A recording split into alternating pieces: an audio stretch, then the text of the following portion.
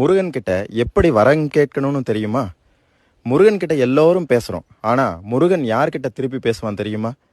அவன்கிட்ட என்ன கேட்டா அவன் பதில் சொல்லுவான்னு தெரியுமா? நீங்க அவன்கிட்ட போய் எனக்கு சொத்து வேணும், சுகம் வேணும், காசு வேணும், பணம் வேணும், பொன் வேணும், பொருள் வேணும் இப்படின்லாம் கேட்டீங்கன்னா கொடுப்பாங்க. கொடுக்க மாட்டான்னு சொல்லவே இல்லை. கொடுப்பான், கண்டிப்பா கொடுப்பான். ஆனா அதை மட்டும்தான் கொடுப்பான். நீங்க இதையெல்லாம் விட்டுருங்க. எதையுமே கேட்காதீங்க. நீங்க ஆரோக்கியமா இருக்கணும், எதையுமே கேட்காதீங்க.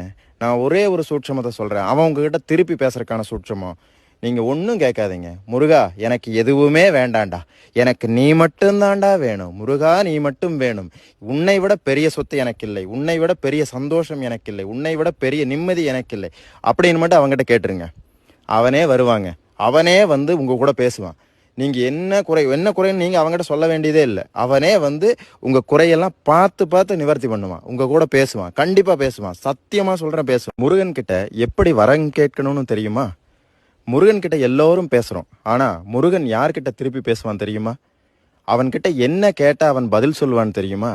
நீங்க அவன்கிட்ட போய் எனக்கு சொத்து வேணும், சுகம் வேணும், காசு வேணும், பணம் வேணும், பொன் வேணும், பொருள் வேணும் இப்படின்லாம் கேட்டீங்கன்னா கொடுப்பாங்க.